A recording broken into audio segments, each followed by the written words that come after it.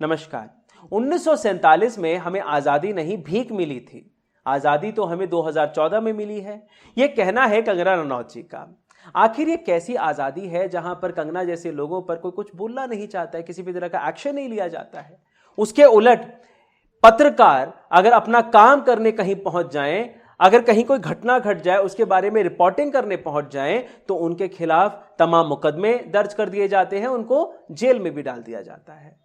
कुछ ऐसा कई अरसों से होता आ रहा है जहां पे एनएसए, यूएपीए जैसे जो मुकदमे हैं इन लोगों के ऊपर लगाए जा रहे हैं। ऐसे ही कुछ त्रिपुरा में भी हुआ है। त्रिपुरा में रिपोर्टिंग करने पहुंची 2 एचडब्ल्यू न्यूज की महिला पत्रकार वहां पर जाके वहां पर घटी घटनाओं के बारे में वो शोध कर रही थी, रिपोर्टिंग कर रही थी। वहां पे जो आई विटनेस थे उनसे इन्होंने बात करी, जहां पे आगजनी हुई, जहां पे हमले हुए, जिन घरों को तोड़ा गया, उन तमाम जगहों पर ये 2 महिला पत्रकार पहुंची और एक इन्वेस्टिगेटिव जर्नलिज्म वहां पर चल रहा था, जहां पे इन्होंने काफी सारे रिपोर्ट्स भी करे और तब साथ ही साथ जब ये काम कर रही थी अपने ट्विटर हैंडल से उन तस्वीरों को, उन वीडियोस को भी शेयर कर रही थी। अच्छा, घटना को आप एक और तरफ से भी देखें। जब ये घटना घटी इसके बाद जो त्रिपुरा पुलिस है उसने एक स्टेटमेंट जारी किया था। उस स्टेटमेंट पे उनका ये साफ कहना था कि certain person by using fake social media IDs are spreading fake news or rumors on Tripura. It is informed that law and order situation in the state is absolutely normal.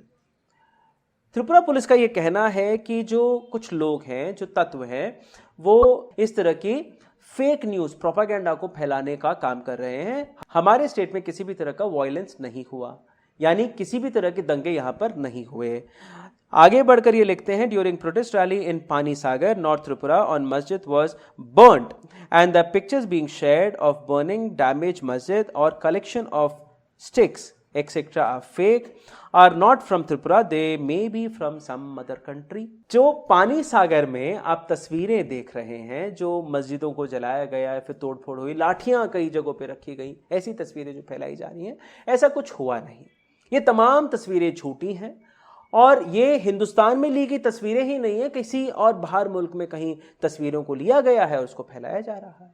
ये त्रिपुरा की जो पुलिस है उसका कहना है। यहां तक बात नहीं रुकती है। जो मिनिस्ट्री ऑफ होम अफेयर्स है, यानी होम मिनिस्टर जो कि अमित शाह जी का डिपार्टमेंट है, उनका भी ये कहना है कि त्रिपुरा में किसी भी तरह की गलत गतिविधियां नहीं हुई हैं, ये तमाम चीजें झूठी फैलाई जा रही हैं। मान लेते हैं कि जो होम मिनिस्ट्री है उसने सच बोला और जो त्रिपुरा पुलिस है उसने भी सच बोला, लेकिन ये जो स्टेटमेंट आया इसके फौरन बाद 102 लोगों के खिलाफ एफआईआर कर दी जाती है, यानी यूएपीए के तहत ये एफआईआर होती हैं।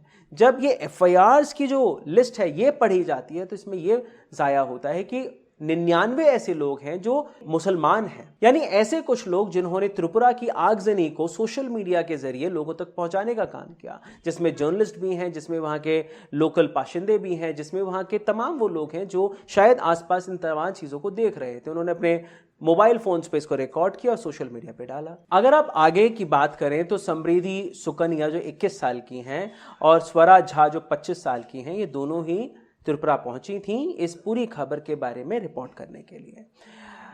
12 नवंबर की ये बात है जब ये वहाँ के लोगों से मिलती हैं, रूबरू होती हैं, वहाँ के जो आई विटनेसेस हैं उनसे बात करके वो तमाम रिपोर्टिंग करती आ रही होती हैं।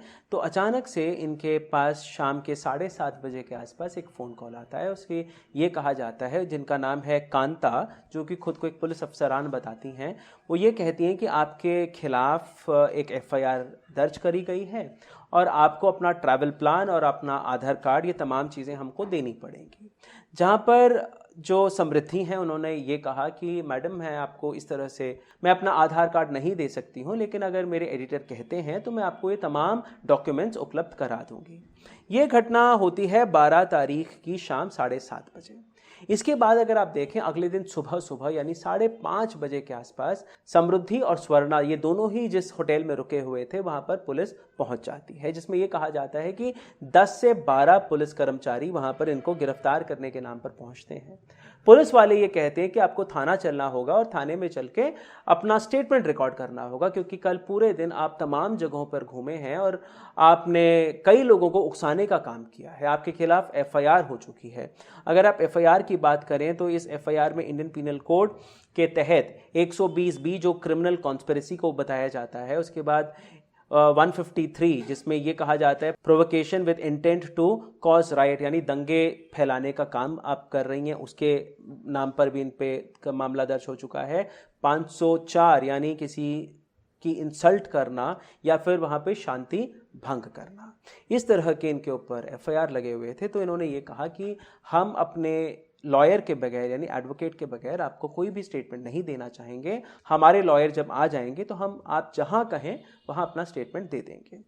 ये मसला कुछ इतना खिंचा कि सुबह के 5:30 बजे से लेके सुबह के 9 बजे तक इन दोनों महिला पत्रकारों को वहीं लॉबी पर बिठा के रखा त्रिपुरा पुलिस ने। फाइनली त्रिपुरा पुलिस ने यह कहा कि आप 21 नवंबर को अपने किसी लॉयर के साथ वापस त्रिपुरा आएं और अपना स्टेटमेंट लिखा दें, और पुलिस चली जाती है वहां से।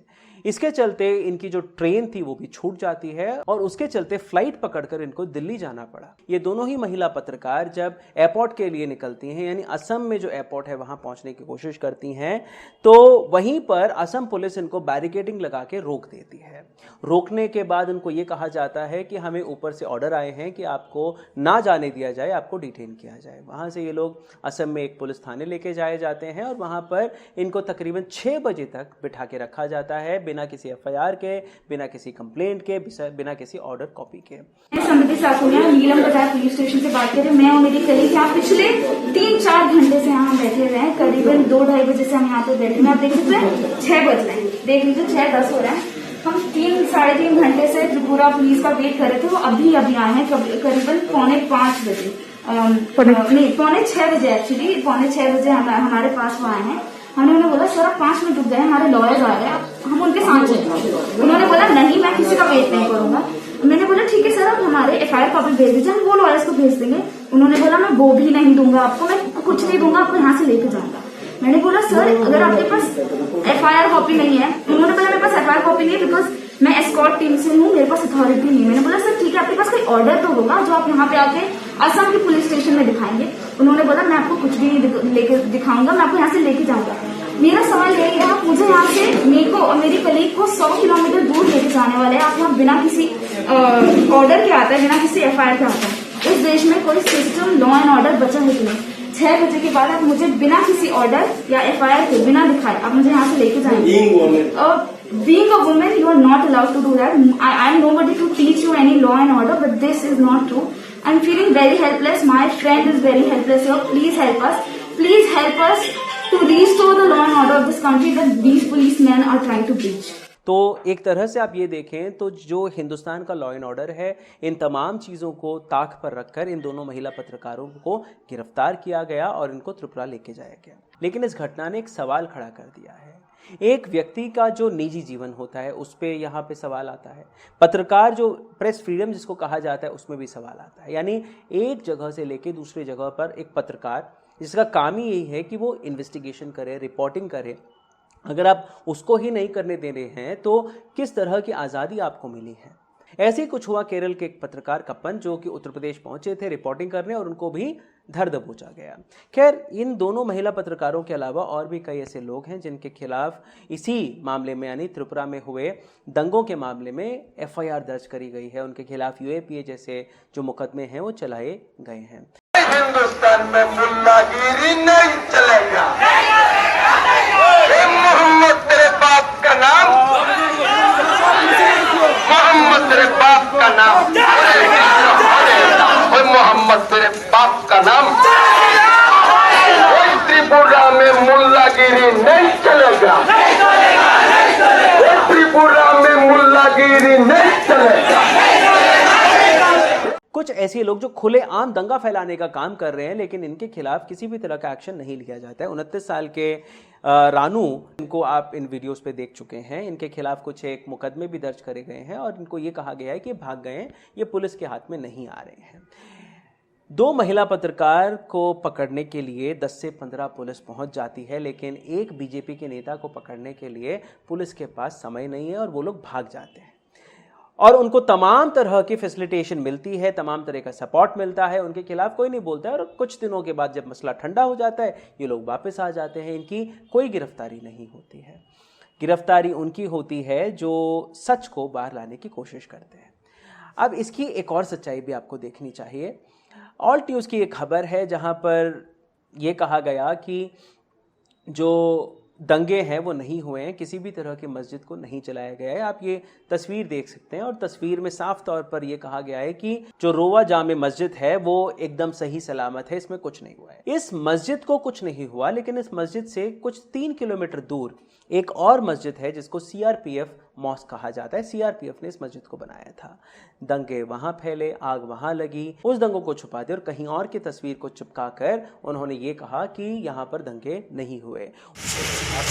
ये पानीसागर का मंदिर, उसका पाशेई छिलो একটা আছে গুরুদ্বার, একটা ছিল মসজিদ। যে মসজিদটাকে গত 21 তারিখ রাত্রে ঘটনা হয়েছে। গত 21 তারিখ রাত্রে কিছু দুষ্কৃতিকারী জ্বালিয়ে দেয়। উল্লেখ থাকে যে এটা এখানে যখন সিআরপিএফ ক্যাম্প ছিল ওনারা এই মন্দির গুরুদ্বারে এবং এই মসজিদটা প্রতিষ্ঠা করেছিলেন। আপনারা দেখতে পাচ্ছেন পানিসাগর, এটাকে টাউন জামে মসজিদ বলা হতো, এটাকে পুড়িয়ে দেওয়া হয়েছিল।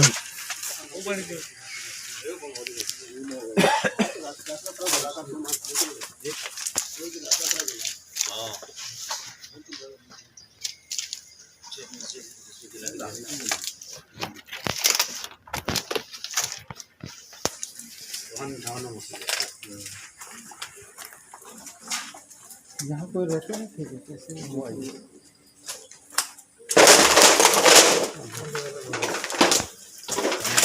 अगर यहाँ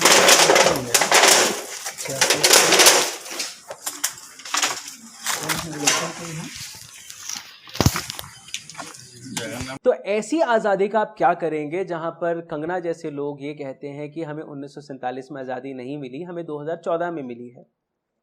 ये एक ऐसी आज़ादी है जहां पर खुल के एक पत्रकार अपना काम नहीं कर सकता, उसकी प्राइवेसी मारी जाती है, जहां पर कॉन्स्टिट्यूशन जो जो आपको हक देता है वो हक आपसे छीन लिए जाते हैं और आप कहते हैं हमें आज़ादी मिली है। ऐसी आज़ादी कंगना जी को मुबारक हो।